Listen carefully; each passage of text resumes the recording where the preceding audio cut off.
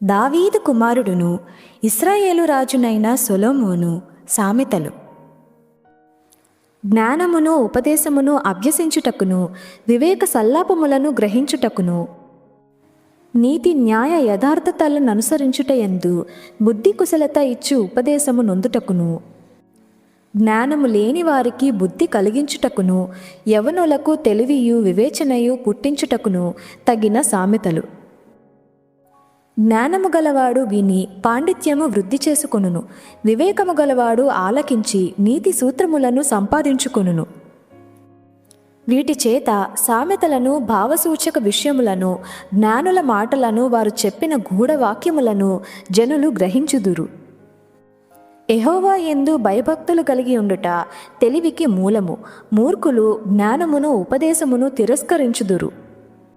నా కుమారుడా, నీ తండ్రి ఉపదేశము ఆలకింపుము, నీ తల్లి చెప్పు బోధను త్రోసివేయకుము. అవి నీ తలకు సొగసైన మాలికయు, నీ కంఠమునకు హారములునై ఉండును. నా కుమారుడా, పాపులు నిన్ను ప్రేరేపింపగా ఒప్పకుము. మాతో కూడా రమ్ము, మనము ప్రాణము తీయుటకై పొంచియుందుము, నిర్దోషి అయిన యొక్కని పట్టుకొనుటకును దాగియుందము. పాతాళము మనుషులను మృంగివేయినట్లు వారిని జీవముతోనే మృంగివేయుదము.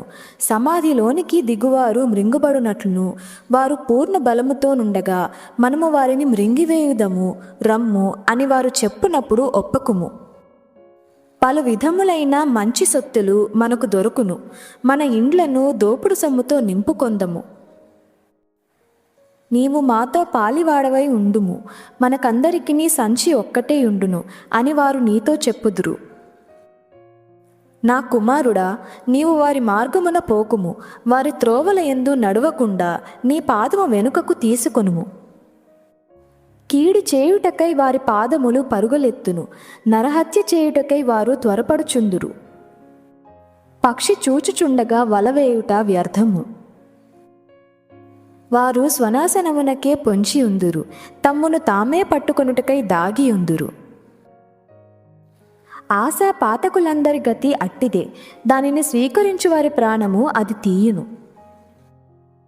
జ్ఞానము వీధులలో కేకలు వేయుచున్నది, సంత వీధులలో బిగ్గరగా పలుకుచున్నది. గొప్ప సందడి గల స్థలములలో ప్రకటన చేయుచున్నది. పురద్వారములలోను పట్టణములలోను జ్ఞానము ప్రచురించుచు తెలియజేయుచున్నది. ఎట్లనగా, జ్ఞానము లేని వారలారా, మీరెన్నాళ్ళు జ్ఞానము లేని వారుగా ఉండగోరుదురు? అపహాసకులారా, మీరెన్నాళ్ళు అపహాస్యము చేయుచు ఆనందింతురు? బుద్ధిహీనులారా, మీరెన్నాళ్ళు జ్ఞానమును అసహ్యించుకొందురు? నా గద్దింపు విని తిరుగుడి, ఆలకించుడి. నా ఆత్మను మీ మీద కుమ్మరించుదును, నా ఉపదేశమును మీకు తెలిపెదను. నేను పిలువగా మీరు వినకపోతిరి, నా చేయి చాపగా ఎవరునూ లక్ష్య పెట్టకపోయిరి. నేను చెప్పిన బోధ ఏమియు మీరు వినక త్రోసివేసితిరి, నేను గద్దింపగా లోబడకపోతిరి. కాబట్టి మీకు అపాయము కలుగునప్పుడు నేను నవ్వెదను, మీకు భయము వచ్చినప్పుడు నేను అపహాస్యము చేసేదను. భయము మీ మీదికి తుఫాను వలె వచ్చినప్పుడు, సుడిగాలి వచ్చునట్లు మీకు అపాయము కలుగునప్పుడు, మీకు కష్టమును దుఃఖమును ప్రాప్తించునప్పుడు నేను అపహాస్యము చేసేదను. అప్పుడు వారు నన్ను గూర్చి మొరపెట్టెదరు గాని నేను ప్రత్యుత్తరం ఇయ్యకుందును, నన్ను శ్రద్ధగా వెదకదెరు గాని వారికి నేను కనపడకుందును. జ్ఞానము వారికి అసహ్యమాయెను, యెహోవా యందు భయభక్తులు కలిగి ఉండుట వారికిష్టము లేకపోయెను. నా ఆలోచన విననొల్లకపోయిరి, నా గద్దింపును వారు కేవలము తృణీకరించిరి. కాబట్టి వారు తమ ప్రవర్తనకు తగిన ఫలము ననుభవించెదరు, తమకు వెక్కసమగు వరకు తమ ఆలోచనలను అనుసరించెదరు. జ్ఞానము లేనివారు దేవుని విసర్జించి నాశనమగుదురు, బుద్ధిహీనులు క్షేమము కలిగినదని మైమరచి నిర్మూలమగుదురు.